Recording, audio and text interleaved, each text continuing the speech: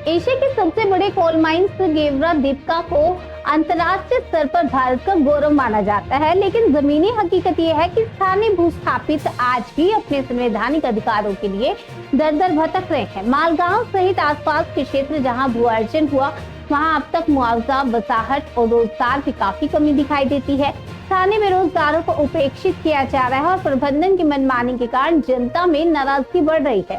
मजे की बात यह है कि प्रशासनिक तंत्र ने मालगांव को भारत के नक्शे से ही हटा दिया, जिससे स्थानीय लोगों की आवाज दबती दिख रही है। विशेषज्ञों और आमजन मानस का कहना है कि अंतर्राष्ट्रीय स्तर पर नाम कमाना अच्छी बात है, लेकिन स्थानीय भूस्थापितों के अधिकारों की अनदेखी से गेवरा प्रबंधन की छवि प्रभावित होती है। इस मामले में गेवरा प्रबंधन से प्रक्रिया की अपेक्षा की जा रही है।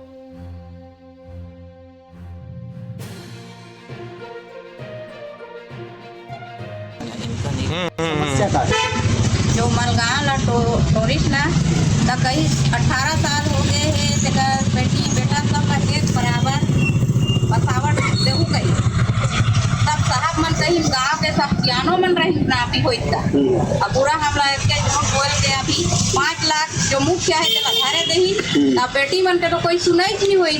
बार बार आवेदन दे देखे सरपंच जी ला लेके पहुँचाए कागज पाथर स्कूल के ला निकाल के नाना कहीं था स्कूल के ला जन्म तिथि का दाखिला सरकिला का देला सब ला दे देगी तब बोले हम जमा निकारी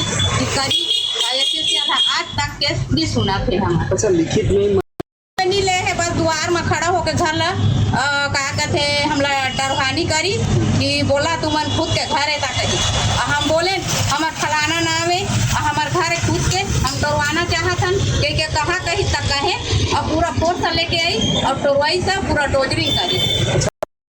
कोई अभी सामने नहीं आ रहा है, लेकिन हम जाएंगे जनप्रतिनिधियों के पास, सभी के पास जाएंगे अपना आवाज़ लेके, गांव की आवाज़ को लेके, और अगर नहीं सुना जाता है तो इसका उग्र प्रदर्शन हो जाएगा, किया जाएगा। प्रदर्शन की बात है, दशकों से चली आ रही है, लेकिन दीपिका क्षेत्र में गेवरा क्षेत्र में अभी तक आपको सफलता नहीं मिल पाई। अभी तक नहीं मिल पाई है। अभी जितने थे सभी बिक चुके हैं, लेकिन हम लोग अब नहीं बिकेंगे। दीपिका गेवरा में इतने सारे संगठन है, जमीन को लेकर रोज काफी चुका है, कभी एक साथ आप आगे बात नहीं कर सकते प्रबंधन? अभी तक एक साथ तो हो नहीं पा रहे हैं, यही आपकी हाँ एक साथ, और बहुत लोग तो बिक गए हैं ऐसा में। लेकिन हम अभी नया भूस्थापित संगठन तैयार कर रहे हैं और मूल निवासी हमारा अभी संगठन है, देश भर में फैला हुआ है, रजिस्टर्ड संगठन है, और अभी हम लोग भूस्थापित संगठन ला रहे हैं और इसकी लड़ाई को हम लोग लड़ते रहेंगे जब तक हक अधिकार गांव के सभी का प्रत्येक व्यक्ति का नहीं मिल जाएगा। मैं इसका आश्वासन देता हूं सभी को, सभी मलगांव वासी, अमगांव वासी, हरदी बिहार और आसपास के सभी गांवों को मैं आश्वासन देना चाहता हूं कि मैं जब तक नहीं रुकूंगा जब तक प्रत्येक व्यक्ति का समाधान नहीं हो जाता, चाहे उसके लिए मेरे को जान भी देना पड़े तो मैं जान भी दे दूंगा अपना।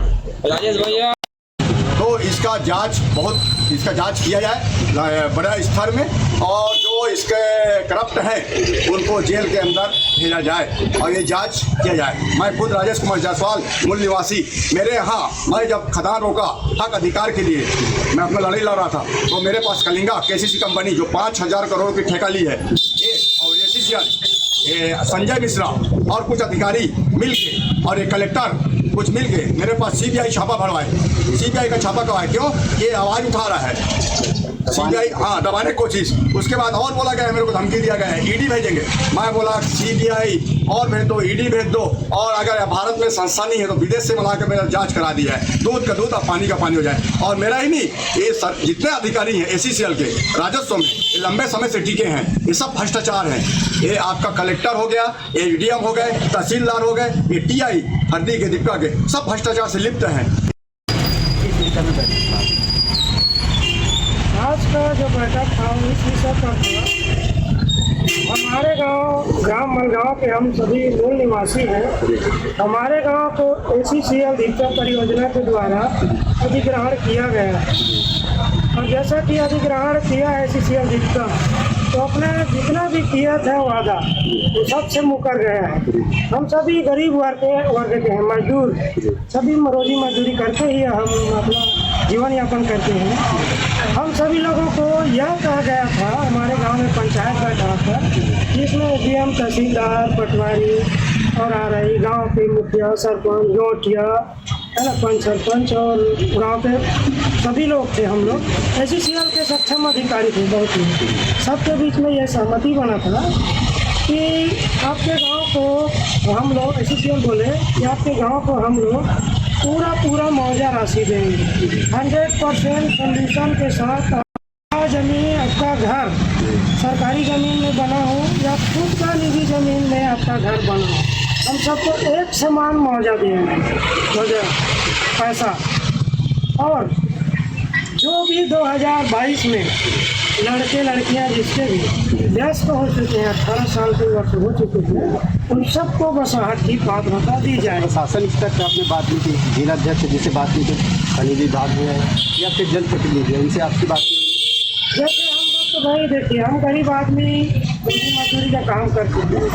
हम अपने गांव के मुखिया के पास गए थे कि भैया, काका बोलते हैं छत्तीसगढ़ी में, हम बोले काका ये तो पूरा गांव लोग उजाड़ा थे, अब हम 15 लाख के कोई पता नहीं है। तो पुलिस की मोला जा समस्या का है जो मलगा